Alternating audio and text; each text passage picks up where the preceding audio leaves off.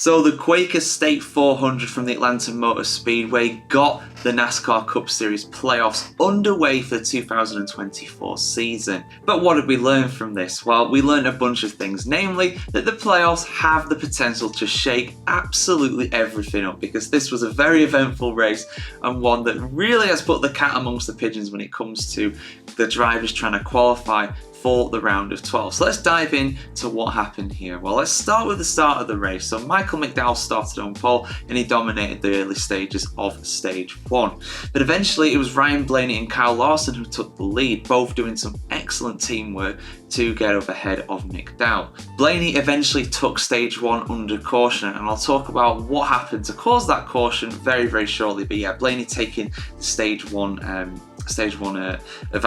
the Atlanta Motor Speedway race. But the reason why I highlight this and just kind of skip past what happened to Larson is because he was the cause of the caution. Not saying it was his fault by any means, I'm not saying that. But yeah, Kyle Larson proved that NASCAR is dangerous, and this is something I highlight every now and again when there's a big crash, because this was a nasty one. There was seemingly no obvious cause of it. I mean, Larson said that he had a tyre that went down a puncture or something like that, and when you're going at nearly 200 miles an hour around these bank corners, if that happens, your car is going to swap ends on you very, very quickly. That happened to him. He went into the barrier and then got collected by none other than Chase Briscoe, another playoff contender, on his way back down again. Thankfully, he was okay. We knew he was okay pretty much straight away because he almost instantly came on the radio and said, I think I had a deflation, I think I had a tyre puncture. But yeah, that meant that both Larson and Briscoe were out of this race.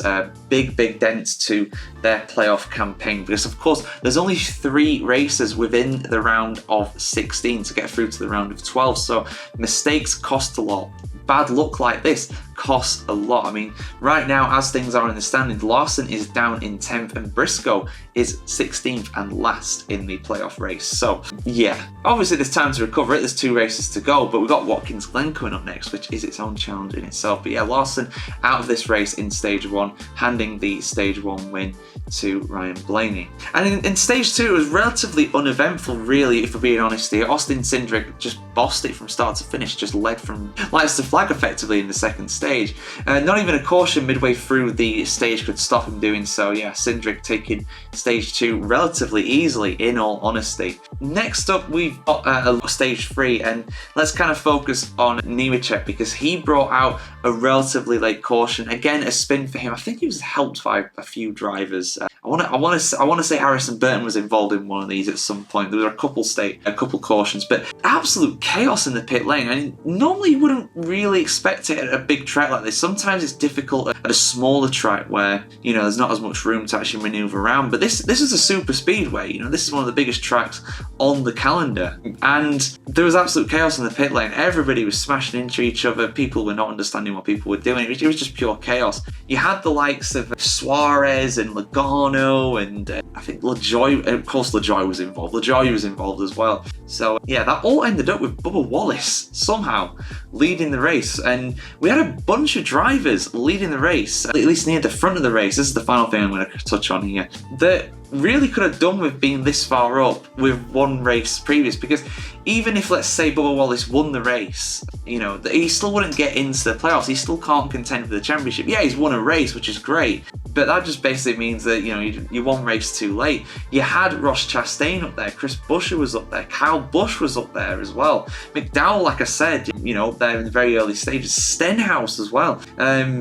But yeah, none of them ended up winning. In fact, it was none other than Joey Logano and Daniel Suarez who were battling it out for the win. And the difference in this one, because there was an even later caution than this, Gragson ended up spinning. Again, he was helped. I think this one was Burton. It went into overtime, and it was basically Logano against Suarez for the win. And the rule is with this as well, just like the regular season, if you win, you're in. So whoever wins this race is definitely into the round of 12, come what may, in the remaining 2 rounds of the round of 16. And the difference in the end was Blaney. Blaney pushed Logano to that win. Without that, I think Suarez could well have won the race, but it was Logano who won in the end.